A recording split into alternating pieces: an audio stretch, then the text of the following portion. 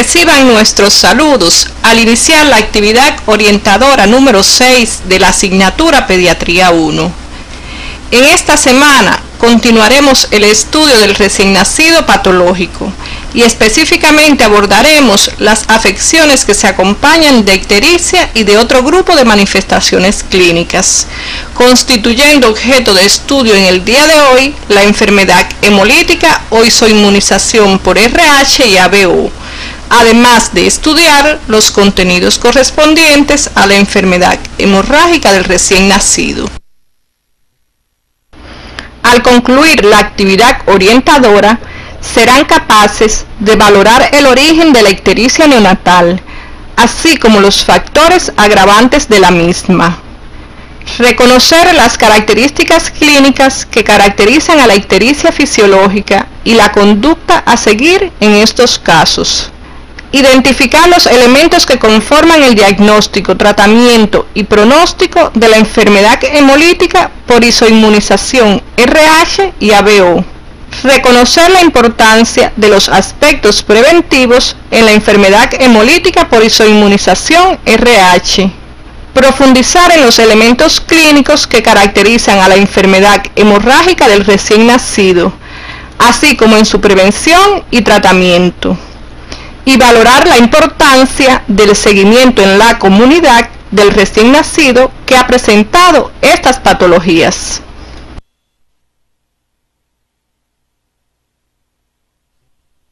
Para iniciar el estudio de las patologías que abordaremos hoy, debes recordar que en la asignatura Morfofisiología Humana 3, en su tema 3, estudiaron los aspectos relacionados con las características morfofuncionales de los componentes de la sangre, así como los grupos sanguíneos tanto del sistema ABO como del sistema RH, y los elementos relacionados con el íctero, como manifestación de las alteraciones del metabolismo de la bilirrubina.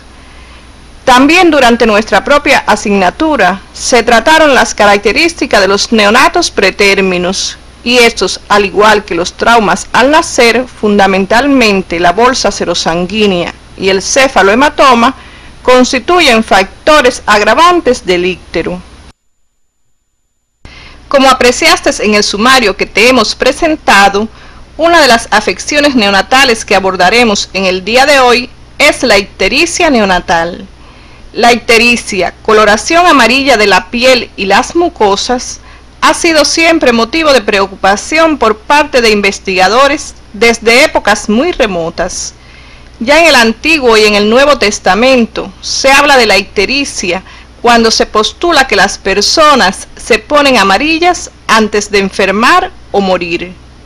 En el siglo XV es que aparece la primera referencia de ictericia en el recién nacido y fue publicada en Alemania por Mettlinger, aunque desde luego no se habla de su origen ni de su tratamiento. La ictericia constituye el síntoma clínico visto con más frecuencia en el recién nacido, y entre el 50 y 60% del total de nacidos vivos la presenta en los primeros días de la vida. Existen elementos importantes que no debes olvidar, entre ellos el momento de su aparición, la edad del neonato y su estado clínico.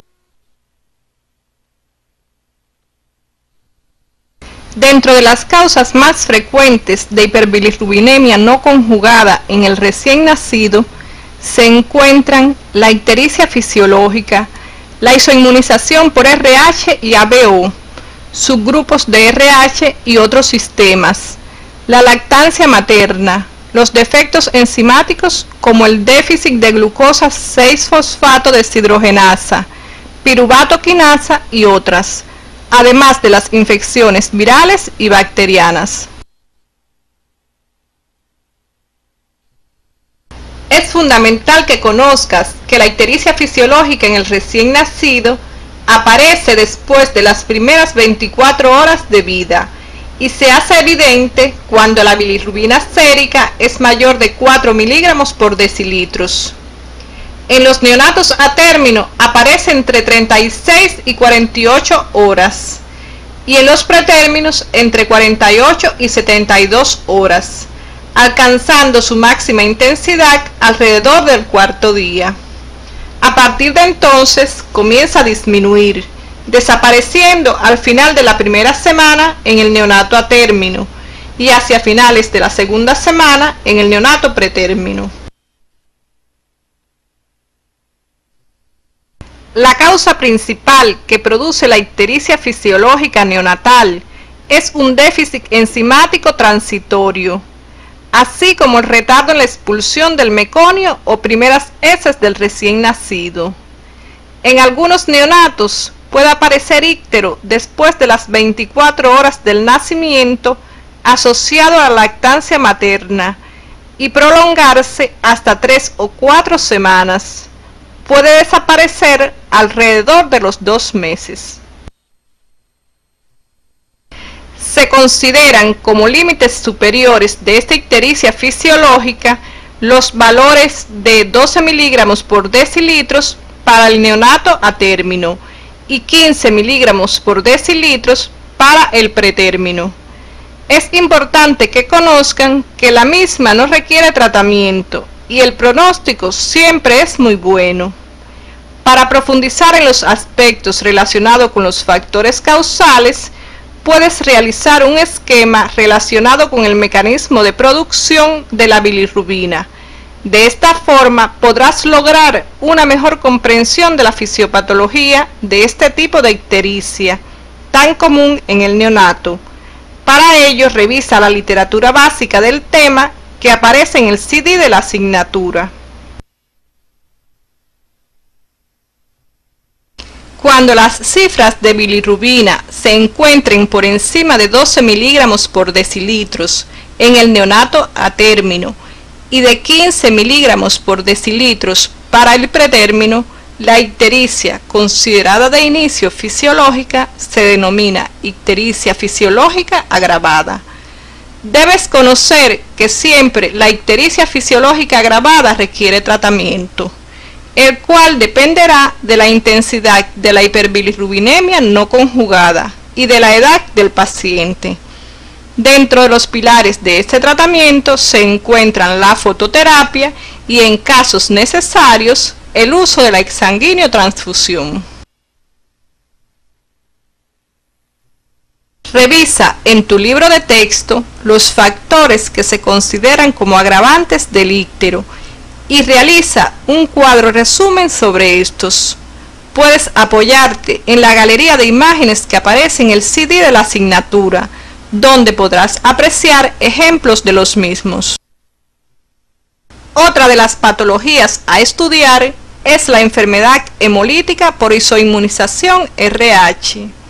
La misma se produce por la formación de aglutininas anti-D en la sangre materna de una mujer RH negativa que pasan a través de la placenta a la sangre de un hijo que es RH positivo. Esto se produce generalmente después del primer o segundo embarazo de hijos RH positivos y puede presentarse también aun cuando no se tengan hijos previos. Existen otras causas de sensibilización, como son la transfusión periparto de eritrocitos fetales RH positivo, siendo esta la más frecuente. La transfusión anteparto de eritrocitos fetales RH positivo, la sensibilización después de un aborto o de un embarazo tubario y la sensibilización por transfusión no homóloga. Pueden existir 3 formas clínicas: la anémica, la forma ictérica y la hidropesía fetal, siendo la más frecuente la forma ictérica, y en su variedad más grave hay una hemólisis intensa. En esta, los valores de la bilirrubina sérica pueden incrementarse hasta 40 miligramos por decilitros, y la ictericia aparece en las primeras horas de la vida, acompañándose de hepatoesplenomegalia en la mayoría de los recién nacidos. El diagnóstico de la enfermedad se realiza teniendo en cuenta el antecedente de una madre sensibilizada frente a las manifestaciones clínicas del neonato y se confirma porque la prueba de Kunz directa es positiva.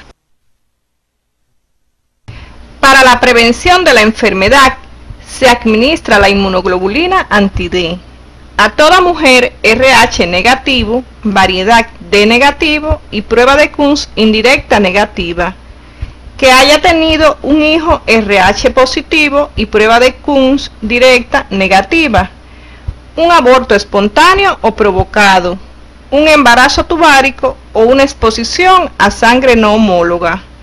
Se administrarán un bulbo de 250 a 300 microgramos por vía intramuscular y se le recomendará a la madre repetir la prueba de Kunz indirecta a los 6 meses de administrada la inmunoglobulina anti-D para comprobar su eficacia.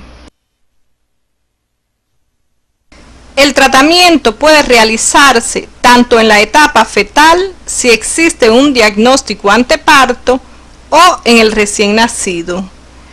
En el feto, el tratamiento está dirigido a mejorar la anemia para evitar la hidropesía fetal y la posible muerte fetal.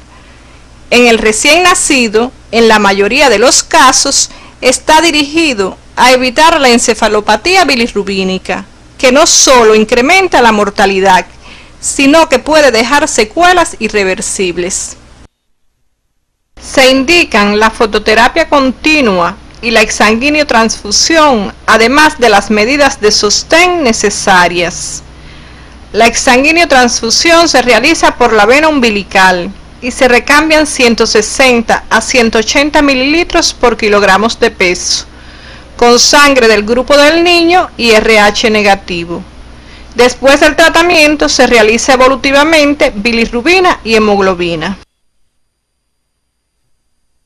En la década de los 50 se comprobó cómo la exsanguiniotransfusión era una técnica eficaz para disminuir el riesgo de que estos neonatos sufrieran una impregnación bilirrubínica a nivel de los núcleos basales, denominada kernicterus.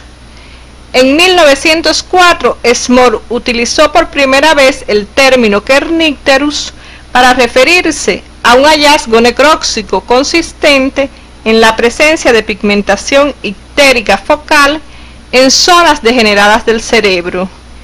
El kernicterus es la complicación más temida de esta enfermedad.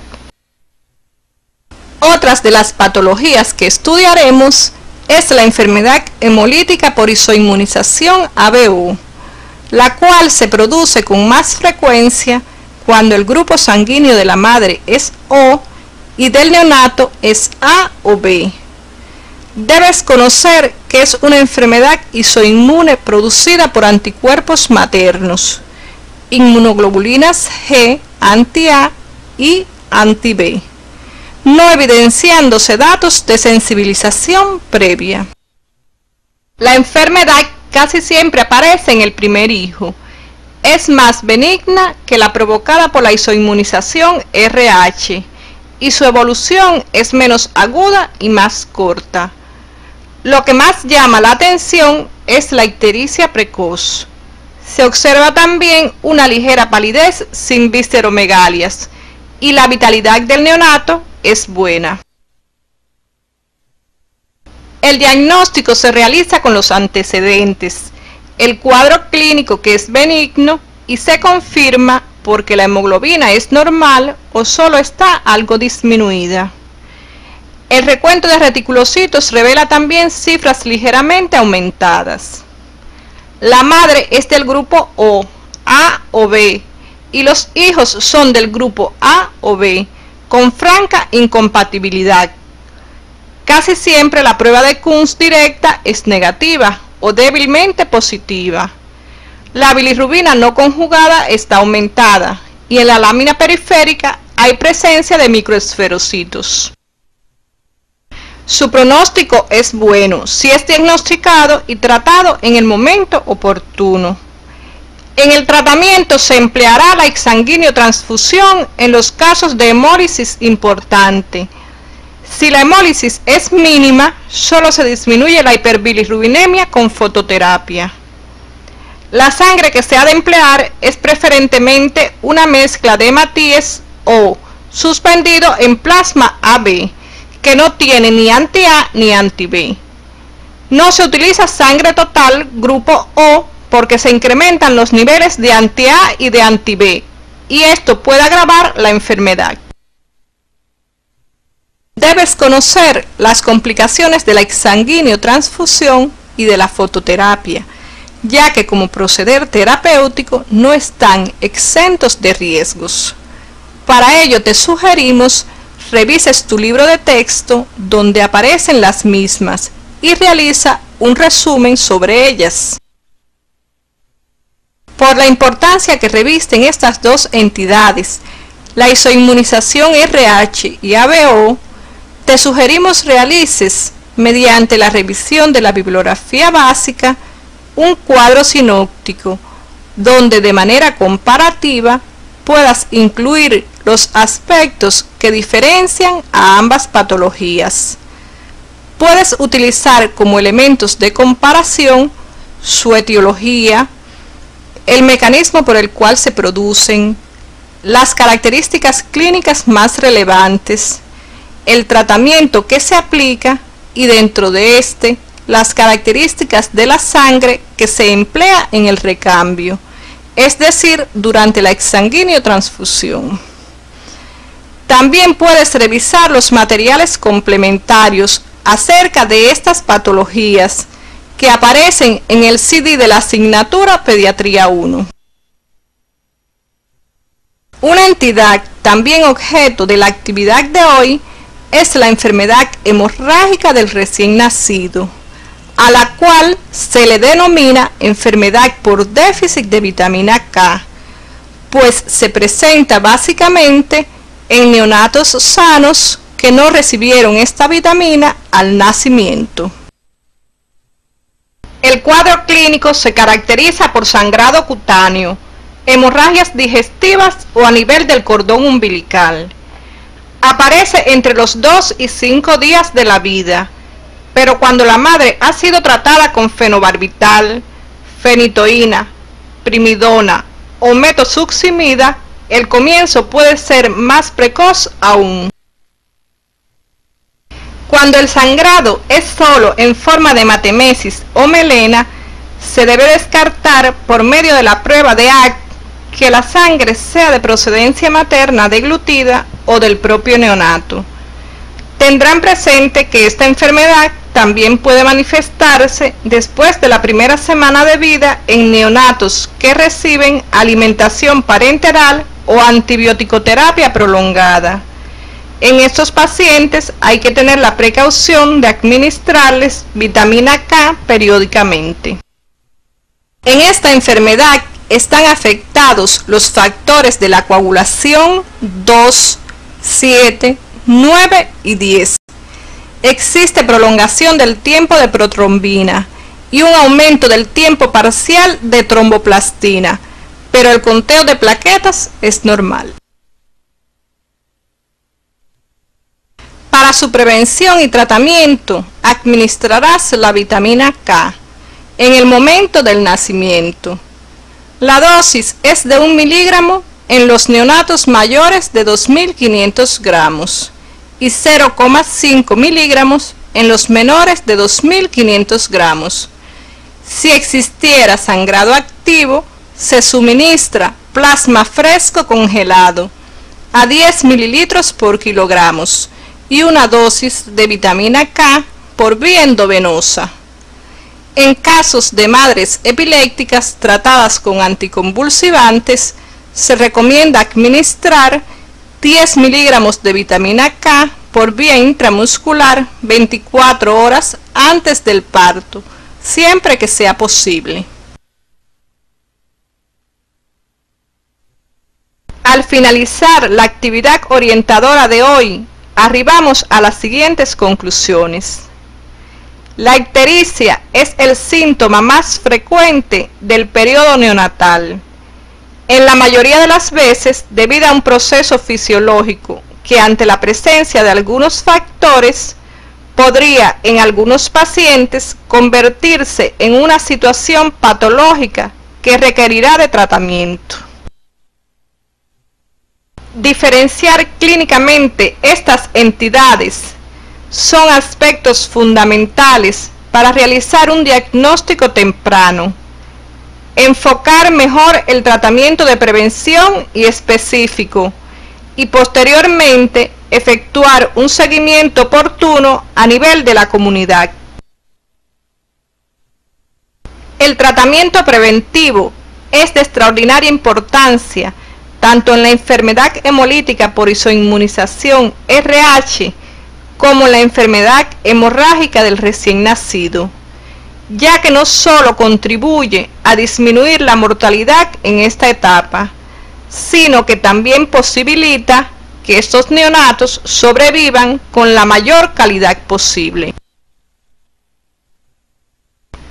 Hasta aquí nos hemos referido a los elementos que les permitirán encaminar el estudio del recién nacido patológico. Durante la próxima semana abordaremos los elementos fundamentales sobre la alimentación y nutrición en la edad pediátrica. Ambos constituyen un proceso necesario y obligado para todos los organismos o sistemas vivientes, influenciado por factores económicos, sociales y culturales de la población, los cuales son susceptibles de modificar con el accionar del médico en su comunidad, por lo que su aprendizaje te será de extraordinaria importancia para garantizar el normal crecimiento y desarrollo del niño, contribuyendo así a la prevención de enfermedades.